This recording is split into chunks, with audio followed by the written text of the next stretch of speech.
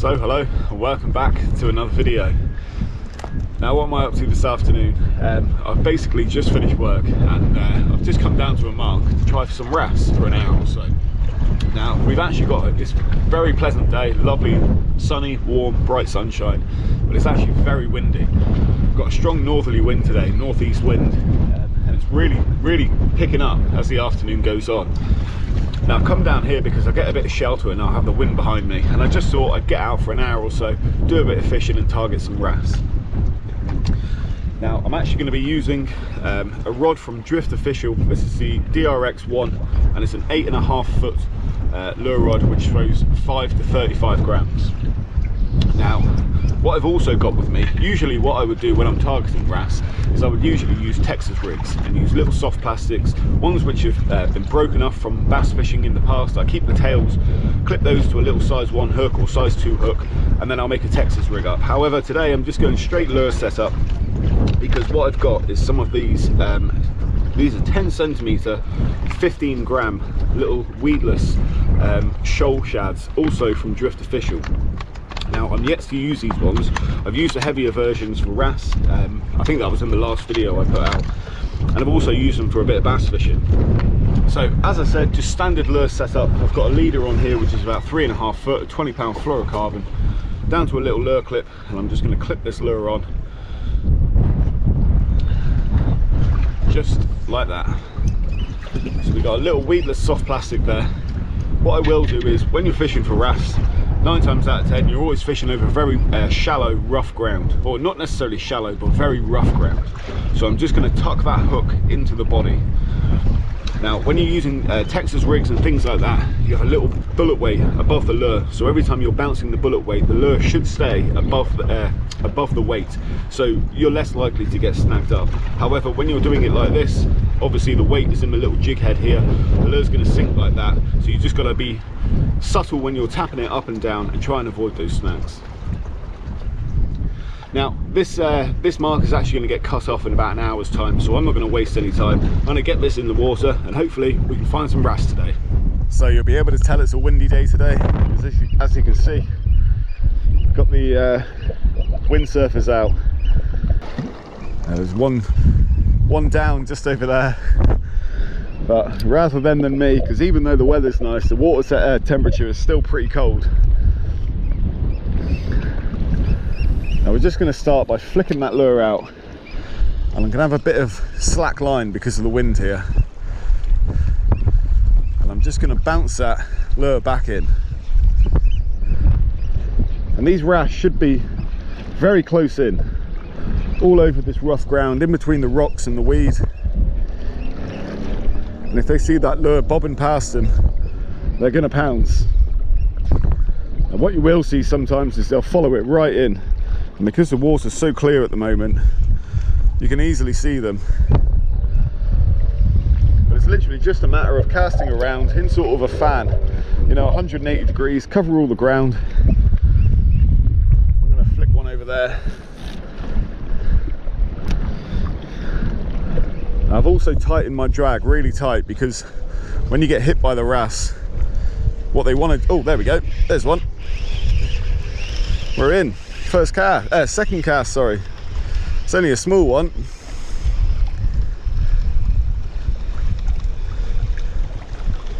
It's a little baby who's given up the fight. That's brilliant. Whoa, now he's woken up. And we have a lovely little wrasse. Literally just a piddler, but lovely to see a fish. It's always surprising how tough their mouths are. There we go, back in the water. And once again, I'm just going to tuck that hook in, just to avoid getting snagged up and losing the lure completely. Let's go back in, see if we can find his grandmother. Those birds are going absolutely mental. Little oyster catchers, they make an absolute racket. Now as I said, bring the lure right into your feet, because they can literally be wrasse can be right under here, just under the boulders.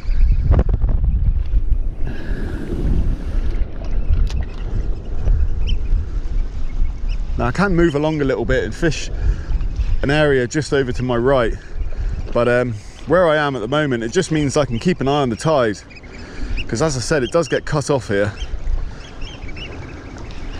But I should be good for a good 45 minutes to an hour.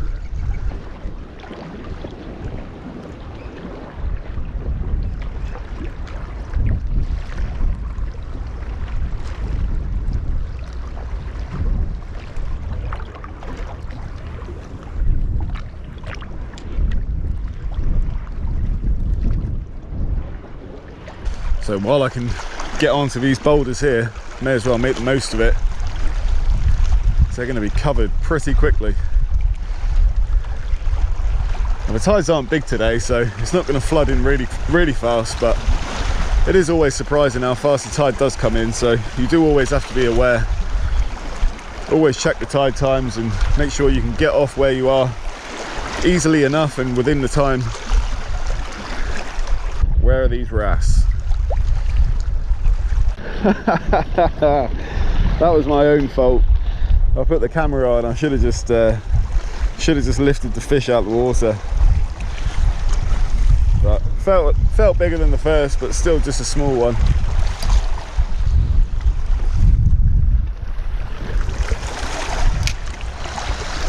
Let's see if he'll come back. But as I was saying before, oh, was that a hit? No, that was a rock. Yeah, as I was saying before, that one took right close in. So it just goes to show, when you're bringing that lure through the weed and through the gaps between the boulders and the rocks, the fish sense that and they'll come out and pounce.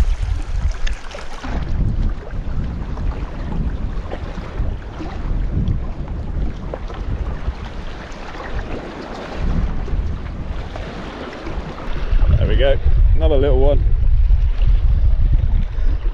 Very small again. Very small, in fact. But nice to see. Another lovely little ballan wrasse.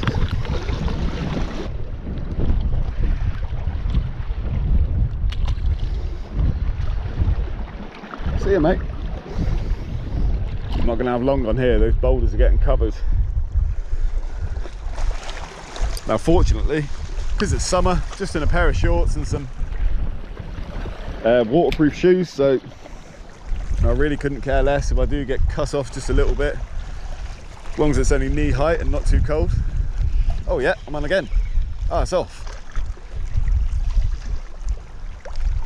That was definitely a fish.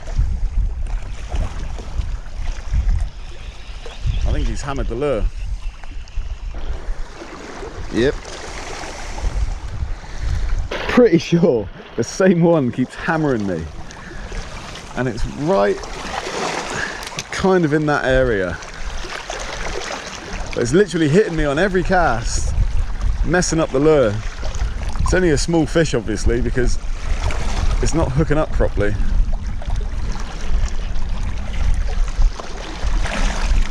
Let's see if we can find it again.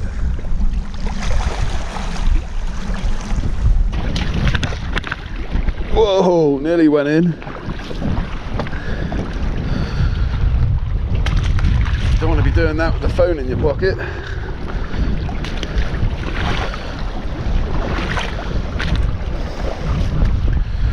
Well, I tell you what, in the shallows there, that water's lovely. I bet it's a bit colder out deep.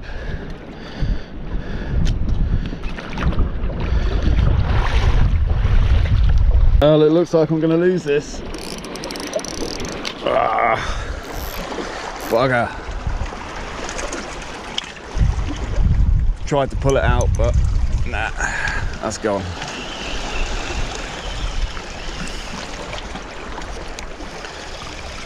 That's what happens when you're fishing over rough ground.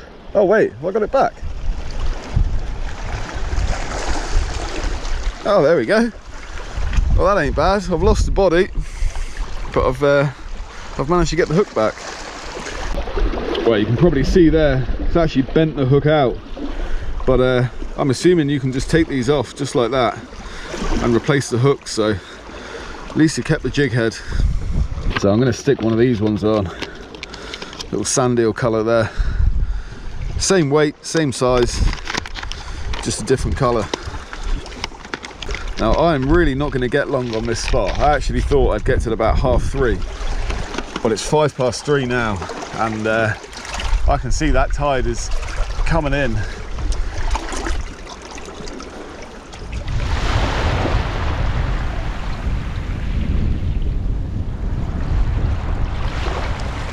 So I really didn't get as long as I thought I would on that little island there. That tide's actually come up surprisingly fast to say it's a small tide. Now it's just gone 3:30. I've got to be somewhere in about 40 minutes or so. So I've come to another side of the bay now, and I'm just going to have a flick here. I'm still going to try for a wrasse, but what I might do before I leave is just give it 10 minutes with a surface lure, just on the off chance that there's a bass about. But I'm going to stick with the little 10-gram drift lure here. I've still got that sand eel colour on. I'm going to flick it into all this rough ground. Now here it's a little bit deeper, and it's all very big boulders. A bit shallower close in, and then a bit deeper further out. Now there could literally be wrasse anywhere here. And as I said, I'll give it a go because there is an off chance of a bass as well. Now the thing with this little area here, these rocks that I'm on, they're very steep. They just slope down like that. And when they get the slightest bit wet, they are absolutely deadly. So because I've got very wet shoes at the moment, just going to take it easy. But same principle, exact same tactics. Just going to bounce that lure about, search out a fish, and not do that.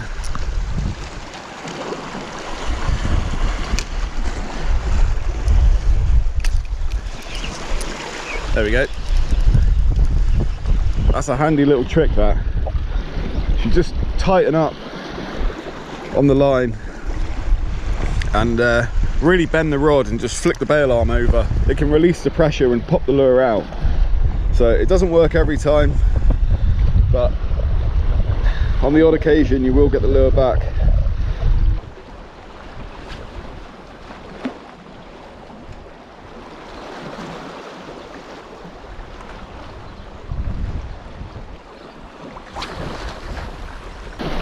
I'm just having a few casts further out and then just straight retrieving the lure with a few twitches. Now for a 10-gram lure, this thing flies out.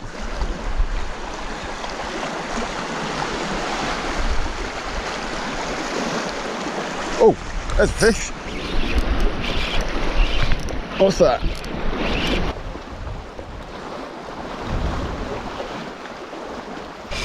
God, I can't tell what this is. Putting up a good fight, it's coasting a bit.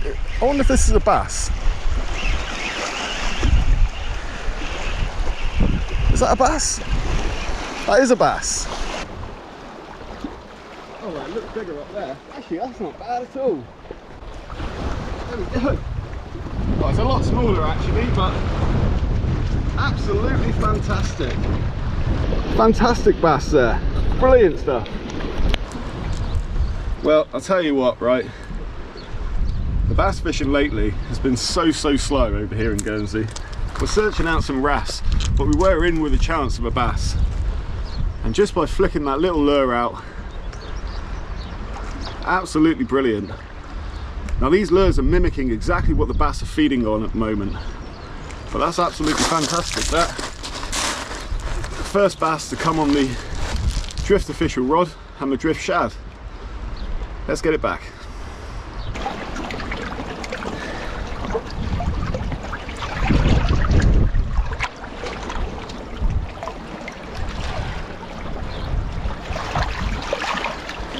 Well, I'm actually dead happy with that. A small bass, but very welcome. Putting up an excellent little fight as well. So let's have another flick out with this lure and see if we can maybe locate another one or a wrasse.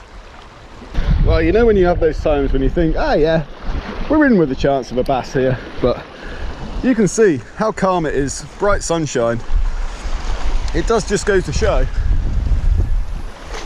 it can always be worth a go. I'm actually really happy about that.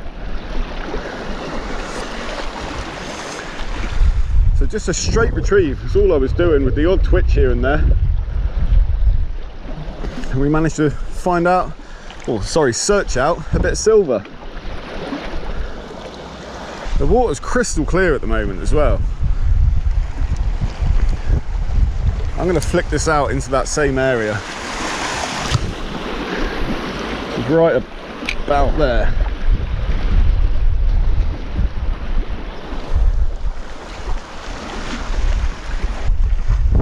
Oh yeah, I'm in again. Oh, it's got to be another bass.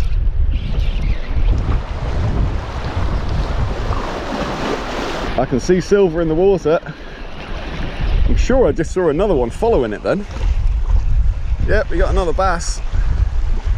God, he's lively.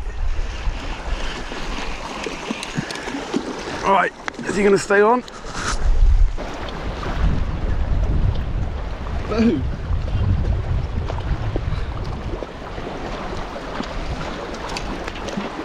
This is brilliant.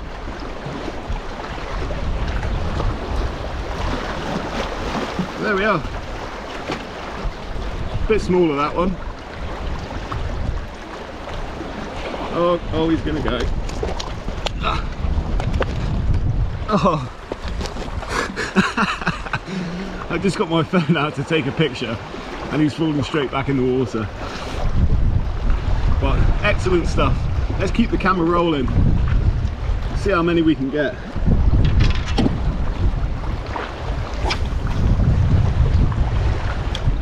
Well, my wrasse session has turned into a bass session. As I said, these rocks are so steep and so slippery. I had that fish by the mouth and it just went into my pocket to get my phone out and he slipped out my hand and fell back in the water. But obviously it's no monster to be photographing, ain't gonna break any records. The bass at the moment, they go offshore this time of year, May, June, and they hit whitebait. And then the ones that I've heard of that have been caught from the shore lately, the odd person who's kept the odd one here and there, they've all been saying that their bellies are absolutely loaded with little pin sand eels. So a lure like this is absolutely ideal. And obviously you don't need a big lure to catch big fish. A bigger bass would happily take this lure as well.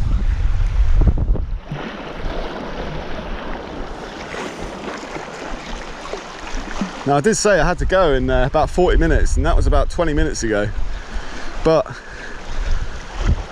I may have to phone someone and tell them I'm going to be a bit late.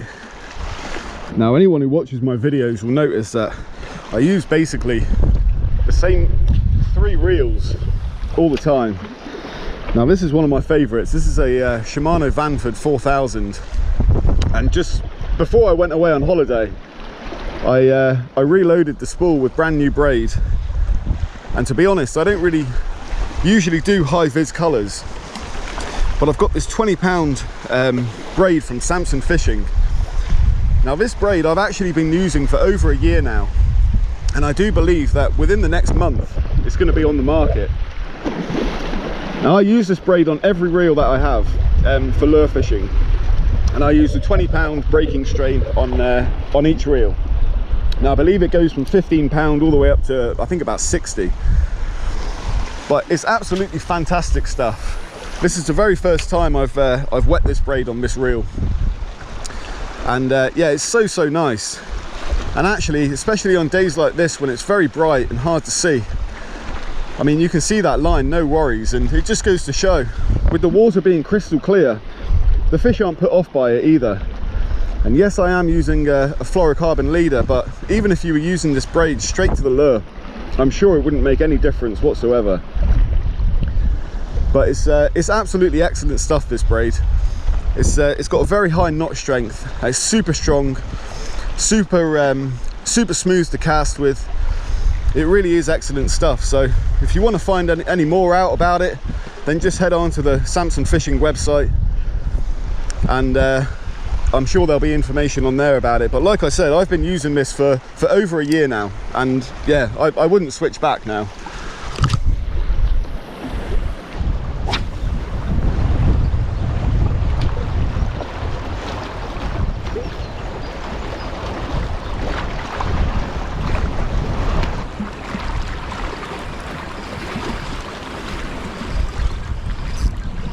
I'm in again. That was a really subtle take, and it is another small bass. I was just thinking they might have disappeared, but we found another. They got some fight in them, that's for sure. They got some energy.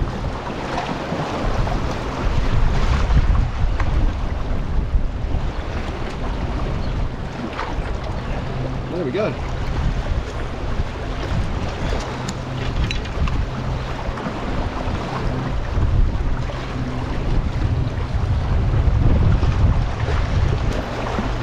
Another little one there. Get him back in the water, put him down here.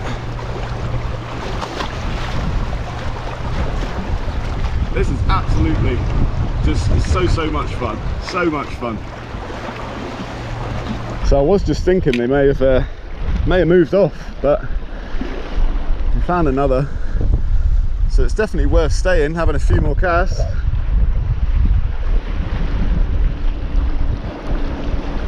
That one was actually a really subtle hit at first. They definitely got some energy.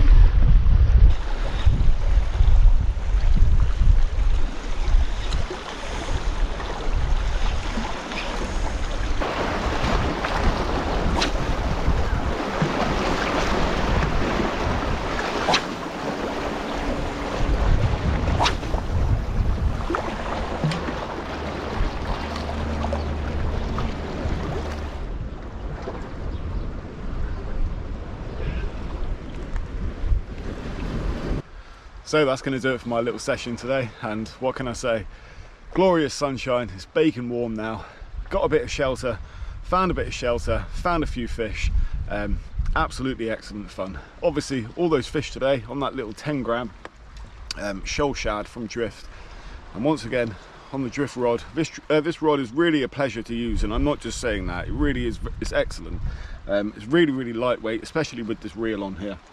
I love the action of it, and yeah, I'm going to be getting plenty of use out of this rod from the shore and from the boat over the summer months. Now, if you'd like to know anything more about Drift Official, just head over to their Instagram page, go check them out. They're constantly posting with all sorts of catches from all over the UK. They're a great bunch of guys and they make some good products, so give a few of their lures a go and see what you think. Now, as I said, I need to get out of here, so I'd just like to say thank you very much for watching this video. I do apologise for the lack of videos lately, but as I said, I have been away over the last week or so. So I'm back now, hopefully with the weather brightening up. We got those light evenings and those light mornings, so plenty of time to get out there and hunt some fish. So once again, thank you very much, thanks for watching, and I'll see you on the next one.